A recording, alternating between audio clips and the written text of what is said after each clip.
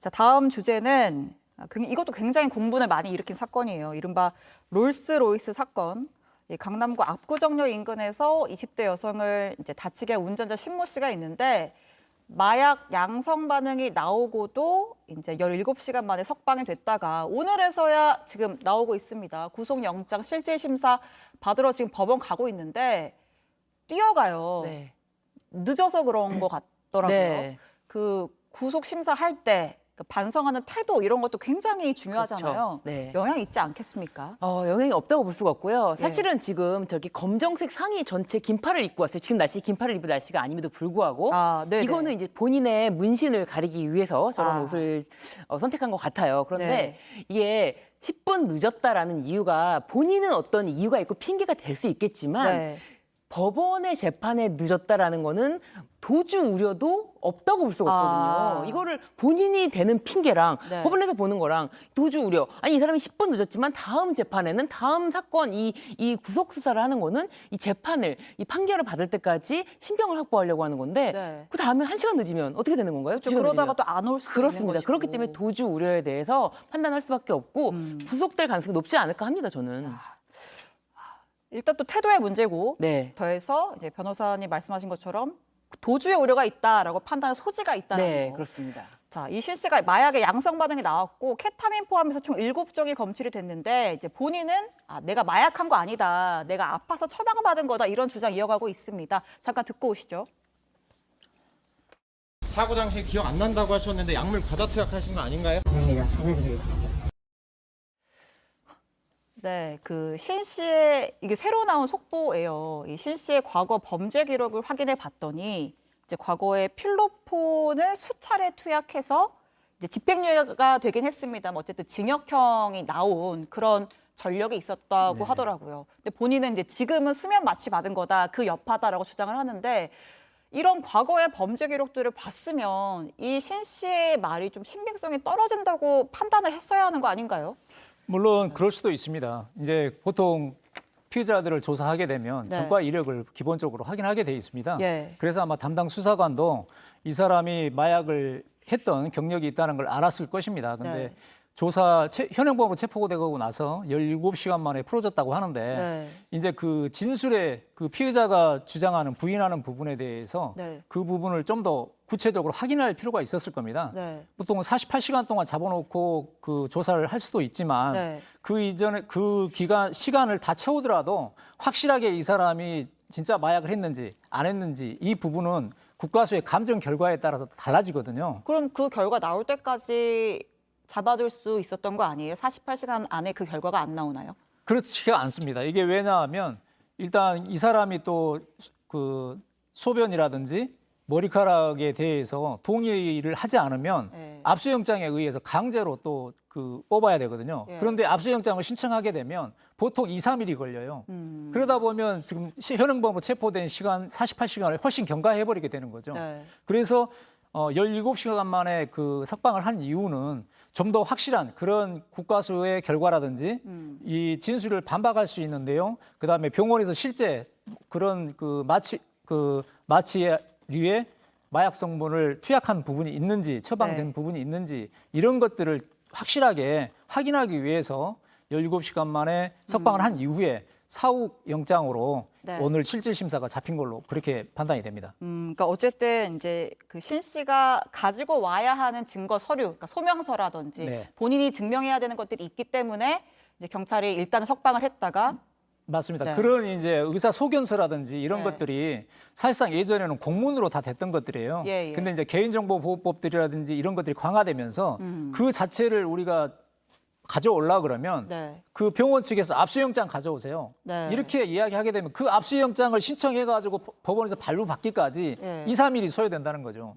그러니까 그 시간을 빨리 벌기 위해서 네. 스스로 가서 가져와라. 스스로 오게. 그렇게 한 게 아닌가 판단이 됩니다. 네. 근데 그 과정에서 뭐 증거인멸 이런 것도 할 수 있는 거 아니에요? 일단 풀어주고 나면. 근데 그 과정에서 이제 뭐 선임한 변호사가 네. 그 신병에 대해서 도망이라든지 이런 부분에 대해서 확실하게 책임을 지겠다고 했고 네. 또 그런 부분을 마저 경찰관에서는 배제할 수 없는 게 피의자 인권 부분에 굉장히 민감하거든요. 네. 사실 변호사가 선임된 입장에서 도망가는 거 신병에 대해서 책임을 진다고 했는데 네. 왜 수사기관에서 이거 증거도 명확하지 않고 아직 확인할 부분도 많은데 왜 불구속 안 했느냐.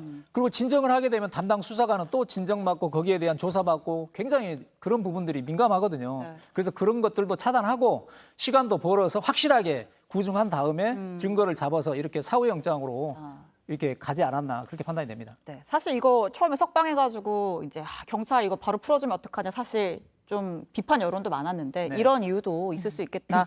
알겠습니다. 이 법조인이 봤을 때는 어떻습니까? 그 실제로 네. 이 경찰에서 이제 변호사가 선임이 되어 있다. 아, 내가 변호인입니다라고 하고 뭐 신원 보증하겠습니다라고 하고 계속 협조 요청을 했는데 경찰이 전혀 협조를 안 해준다라고 하면은 실제로도 변호사들은 그거를 가지고 문제를 문제 제기를. 삼습니다. 그래서 왜 이게 이렇게까지 불구속 수사가 원칙인데 이거를 왜 위배하는지에 대해서 네. 강력하게 저 경찰서에 뭐 조치를 취하겠다라고 오히려 하기 때문에 현장에서 판단하기에 가장 빠른 조치. 신원은 보증한다니 아마 신병 확보는 될 것이다. 그리고 뭐 필요한 예를 들면은 의사 소견서라든지 네. 그리고 보험 차량 뭐 보험 증서라든지 그런 거 그리고 사고 차량이 실제로는 지금 피의자의 차량이 피의자가 아니라고 차량이 해요. 아니라고 합니다. 예. 그렇기 때문에 또 사고 차량 차주와도 또 이런 관계 이런 것 때문에 아마 가장 신속한 방법 그리고 구속영장 실질 심사가 빨리 잡힌다면은 네. 가장 빨리 해결할 수 있는 게 아닐까라는 현장의 판단이 있었을 것이고 그리고 나서 보니 뭐 네. 과거의 그 마약 기록이라든지. 기록이라든지 그것뿐만 아니라 이제 뭐 7종이 나왔다고 그러지 네. 않습니까? 이제 몸에서. 그렇다면 단순히 이게 마취할 때만 한 군데서 마취할 때만 받은 게 아닌 것으로 지금 추정할 수가 있잖아요. 그렇죠. 그렇기 때문에 이제는 구속영장이 아마 발부될 가능성이 높지 않을까. 네. 예, 그렇게 생각합니다.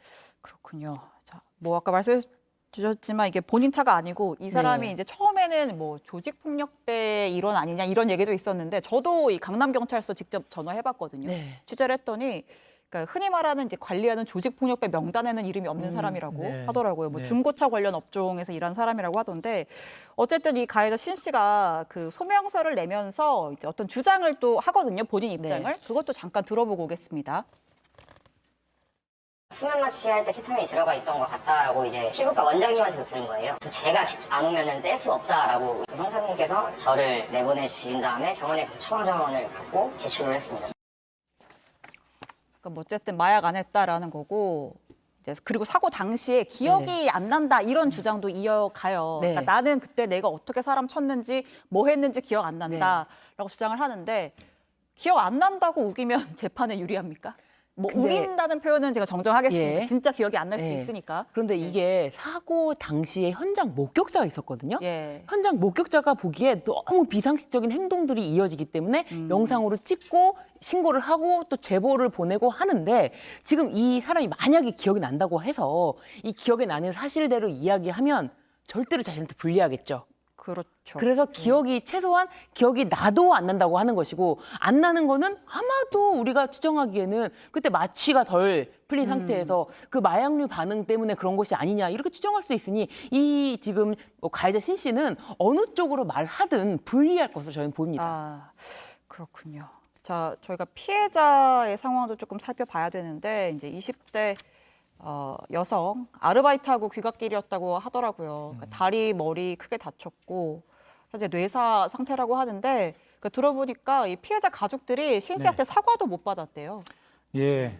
그 A 씨 가족에 따르면은 그 의료진이 가족에게 그 마음의 준비를 할 것을 그렇게 당부를 했다고 합니다. 네. 그리고 그 의료진이 뇌사 상태로는 길면 일주일 정도, 네. 그리고 또 기적적으로 살아 있어도 한 달을 넘기지 못할 것 같다. 이런 그 설명을 해주면서 예. 마음의 준비를 하라고 했다고 합니다. 이제 그런 상황인데도 아직 신 씨로부터 어떤 예, 이야기도 사과라든지 듣지 뭐 이런 게 없었다고 합니다. 그러니까 지금 이제 가해자 신 씨에게 적용된 혐의가 위험 운전 치상이라고 알고 있습니다. 그러니까 살인의 의도가 없었기 때문에 이제 경찰이 살인 미수 혐의를 적용하지는 못하는 그런 상황인데 피해자는 굉장히 위중한 상태인 것으로 지금 전해지고 있습니다.